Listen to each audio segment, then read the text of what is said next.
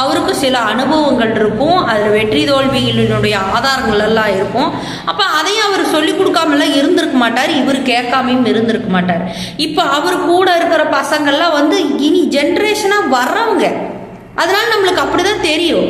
நீங்கள் எடுத்தோடனே 60 வயசு 70 வயசு பக்கம் இருக்கிறவங்களையே மண்டைக்குள்ளே போட்டுட்டு, அளவாக படித்தவங்களையே மண்டைக்குள்ளே போட்டுட்டே இருக்கிறீங்க. இப்போ வந்திருக்கிறவங்களாம் நல்லா படித்தவங்களும் இருக்கிறாங்க, அதில் நல்ல அனுபவசாலிகளும் இருக்கிறாங்க. ஒரு வாய்ப்பு கொடுத்துருக்குறோம், அந்த வாய்ப்பினுடைய தொடர் போகட்டும். அது நடக்க நடக்க நடக்க நடக்க நீ என்னென்ன ப்ராப்ளங்கள் இருக்கோ அதெல்லாம் சரியாகதான் பார்ப்போம். ஏன்னா அந்த அளவுக்கு ஒன்றும் மக்கள் ஒன்றும் விட்டுட்டு ஒன்றும் இருக்க போகிறதில்ல. ஆனால் நீங்கள் இலவசம் கிடைக்கிற இலவசம்னு எனக்கு கொடுக்குறாங்க, அந்த கட்சி ஏன் வரல அப்படிங்கிறத நினைக்கிறீங்களே தவிர இலவசத்தை முதல்ல மறந்துடுங்க. உங்களுடைய உழைப்பை நீங்கள் மறக்கிறீங்க, உங்களுடைய கெப்பாசிட்டியை நீங்கள் மறக்கிறீங்க.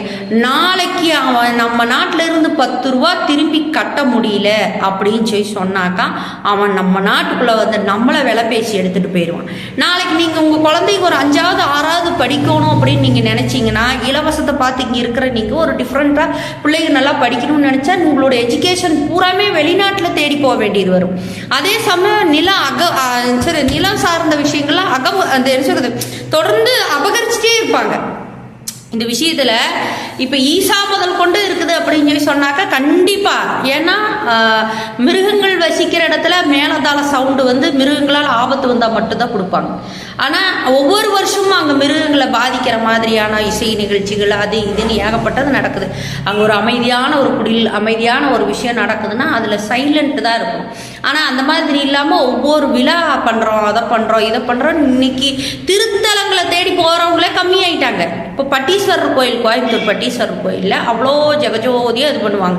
அப்போது ஒரு கோயிலினுடைய தன்மை ஒரு விளம்பரம் சார்ந்த ஒரு பிரத்யேகமான சுற்றுலாத்தலம் மாதிரி இருக்கக்கூடிய இடத்துல இருக்கிற இடத்துக்கு தான் மனுஷங்க இம்பார்ட்டன்ஸ் கொடுக்குற மாதிரி இருக்குது. இதெல்லாம் கேட்கறதுக்கு விட்டு விட்டா தோணலாமே தவிர இதெல்லாம் கோர்வு பண்ணி பாருங்க, நம்மளுடைய கலாச்சாரங்கள் இருக்கிற இறைவனை வழிபடுறது எல்லாமே நின்று போகுது.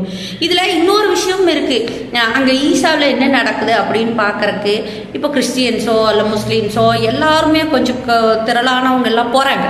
அப்போது அவங்களுக்கான இடங்களில் ஒரு ஸ்பேஸை, ஒரு சந்தோஷத்தை, ஒரு விஷயத்தை அனுபவிக்காமல் இன்னொன்றில் என்ன வித்தை காட்டுறாங்க அப்படின்னு நினச்சி தான் போகிறாங்க. இப்போ ஈசாவினுடைய பெயரை சொல்கிறோம் அப்படிங்கிறத விட எத்தனை விதமான மரக்கன்றுகள் நீங்கள் நட்டியிருக்கீங்க, எவ்வளோ பெரிய ஸ்பேஸை நீங்கள் க்ளீன் பண்ணி அந்த இடத்துல மனுஷ நடமாட்டங்களை நீங்கள் அதிகப்படுத்தி இருக்கிறீங்க.